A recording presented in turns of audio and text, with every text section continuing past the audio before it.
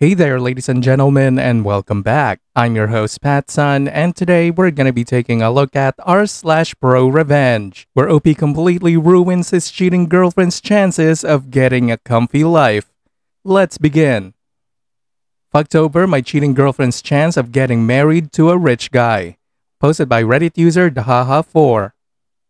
I'll give you guys some backstory. In graduate school, I met my girlfriend Nadia, not real name. The best way to describe her was she was the sweet innocent Indian girl to everyone, but she had a really slutty side that she hid from her parents and her Indian social circle. When we started dating, she'd tell me that her parents expected her to get married soon, that she could get married to a cardiologist, lawyer, etc. She'd talk about how she wouldn't have to work a day in her life. I don't know if she was trying to make me jealous, but I didn't give a shit. Funny thing about the whole matter is that these guys usually expected a chaste girl, which Nadia was the furthest from. When we started dating, she told me it was just going to be a fling, but over time I started developing serious feelings for her. I told her and it turns out she felt the same. I wasn't a doctor, but I had a good career ahead of myself. I wanted to have a serious relationship and maybe one day marry her. That's stupid! You're stupid! Stop being stupid! Later in our relationship, 3 years in, she told me she is going to go to Florida with her friends to party and see concerts. As uneasy as I felt about this, I did my best not to come off jealous. She promised to text me to make things easier for me and all, and well, she told me she was going to see Taisto. I was talking to my friends about it. Turns out Taisto was in Europe. When she came back, I started confronting her with the inconsistencies and she started lying her ass off. Though she never admitted to cheating, she started doing nice things for me to get me back. At this point I was thinking, fuck her and move on. But I decided to milk it for what it was worth. I used the whole cheating thing to have her on greater behavior. To add to that, I used it to get a threesome.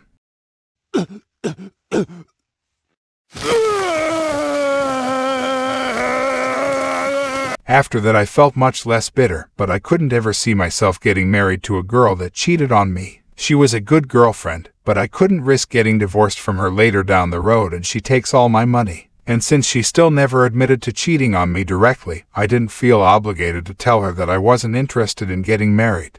By now we have been together for 5 years. I was 31 and she was 30. Her biological clock was ticking hard. Her parents at this point pretty much gave up on her getting married, and her younger sister was already married and popped out her first kid. We got into a big fight one day and in it I yelled at her to admit that she cheated. And she finally did, after all that time. I don't know why, but a huge weight just lifted off my heart, that I had won, and then I told her that we are over. Since then she has been begging me to reconsider. For her, reality hit her hard. When it comes to traditional Indian marriages, a woman past 25 or 27, no one is really interested in. And sadly for her, the effects of aging were already getting to her. Plus, she was planning to lie to her future spouse about her sleeping around, so I don't really feel bad for her anyways. It's not that she can't still land a guy, she can still find a decent guy now, but the idea of marrying a rich dude that will treat her like a virginal princess is over for her. Her life of not having to move a finger is gone now. That's what you get for cheating. What the hell is this bullshit? OP. The only thing that I'm thinking right now is why the hell did you waste all of this time? Why are you still here? Talk about cutting off your own nose just to spite someone else's face. You wasted years of your own life just to get back at this woman. I hope the shitty threesome that you got out of this is worth 2 years of your life. But this, OP, this is not pro-revenge. Petty revenge at most. And now for today's second story. My family, who hate me to the point of excommunication, contacted me out of the blue. What should I do? Posted by Reddit user C Lengthiness. Please don't bash my grammar. English isn't my first language and I'm still learning. When I was a 6-year-old girl, my parents had another child who we shall call Emma. Emma is a smart, disciplined, and very kind person. She's my family's favorite. I come from a very rich and known family in China. We have several companies and properties, so that's why everything she wants is always given, while I had to do extra chores just to get extra allowance. When I was 14, I was given a red pocket and Emma also got one. When we opened it, Emma received a bunch of red bills. If I remember correctly, she got 12 red bills, signifying they want her to have a prosperous new year and hope that money will never be a problem for her. While I got only 6 red bills, I cried, saying it's not fair. As punishment for my tantrums, my parents took my red pocket and told me to go to my room. I remember being comforted by Emma, and she even offered to split it in half, but I declined and told her to leave. It's been that way since every Chinese New Year. Emma always received 12 items such as gold, money, and even receiving blessings and praises from the elders, while I, the eldest, always got smaller amounts, and as I grow older, I received a smaller amount due to their excuse that I'm getting old. Anyways, 2 years ago for the Chinese New Year, my family went all out for the Chinese New Year, even as far as to give all the employees a red pocket that is very thick. When my grandfather started giving every grandchild their red pocket, everyone but my sister got one. It was suspicious, but I didn't care. My grandfather called for Emma and told her to take this. He handed her an envelope, and when she read the contents of the envelope, she started celebrating. Turns out she received 12% of one of the companies my family owned. I was mad. It was not fair. For context, in order for me to receive extra money for my school, I started working at the company. I learned everything that needed to be learned. I started projects that benefited the company. I did everything to boost the sales, yet all my efforts were not rewarded. Instead, they gave Emma the rewards I deserved. I saw red that day. I lashed out at everyone, questioning why I didn't receive the shares, that it was not fair and Emma didn't deserve the shares. My emotional outburst was met with criticism. My father got up and slapped me, told me I was an ungrateful child, and screamed at me to get out of his house, as he does not want an ungrateful child to stay at his house anymore, so I left. I didn't even pack. I just left and drove off. 2 years had passed and I moved to another country. I didn't contact any of them, nor did they contact me. I didn't bother to find out what happened after I left. All I know is they basically disowned me. It was ridiculous to disown me just because I lashed out at them. Anyway, on February 2nd, my father emailed me asking for my attendance for the Chinese New Year at their house. When I read the email, I cried. There was nothing else, just asking for my attendance, not even telling me they were sorry. I had a mental breakdown that day and even took a 2-day leave at the company I currently work for. I didn't respond, and now 3 weeks later, I received another email asking me to visit China to spend time with them, even offering me to pay for my tickets and allowance. I'm hesitant to reply, but I want to go back to China and spend time with my gong gong. Should I go back? Edit for explanation. My family is very strict, so my emotional outburst was seen as a defiance. Question: how would you know that they hated you? Answer: my father fired me after I left and banned me from stepping foot at the mansion and the companies we owned. I was also not allowed to visit any properties. My mother told her friends that she wished she never gave birth to such a defiant child. I cried at her words because how could a mother wish her child did not exist? My brother blocked me on his social media account, but I saw his final post before blocking me. It said to not contact me. She is not our family anymore. We have no more ties with her. Emma was also mad because she thinks I look down at her. My aunts, uncles, and cousins decided to not talk to me, so basically I was excommunicated. Minor update: I responded at the email and sent them this following question and message. Why did you contact me? What is your purpose for contacting? How are you and the family? That's all I asked. I will give an update if they contact me again. Edit 2. Hello everyone, here is a mini update regarding the email. My father responded to my email, saying he contacted me because he missed me and he was apologetic for how he treated me and wanted to reconcile.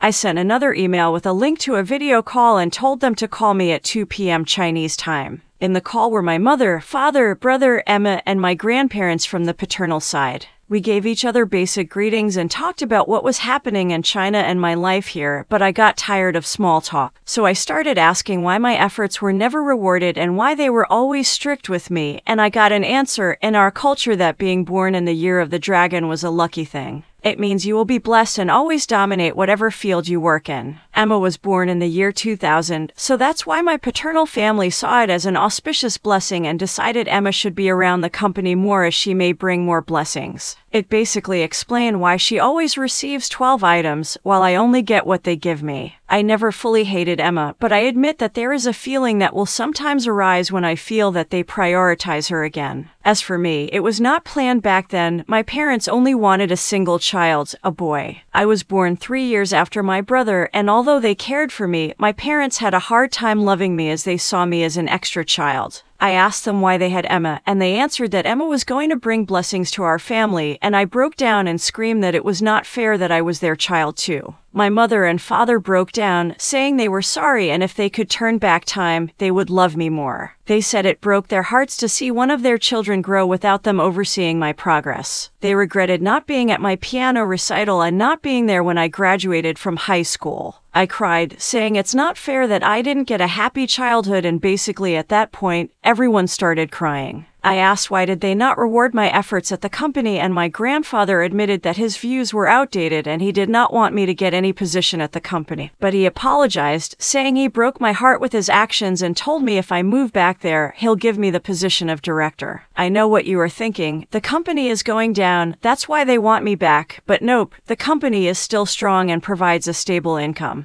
The call lasted for 1 hour and basically, we talked about the family, how my life here is. I even told them that I went to the Taylor Swift concert at Australia. My parents was happy that I was happy, so they offered to buy me floor tickets at Taylor's concert at Singapore. My mom told me that Gong Gong misses me and to come visit him in Shanghai. She even told me she'd pay for my tickets and hotel just to visit them. I accepted the offer. I know how I could just forgive them like that, but honestly, I miss my family, especially Gong Gong, so I'll be flying back at the end of February, so I'll give an update once I get back. And now for OP's update.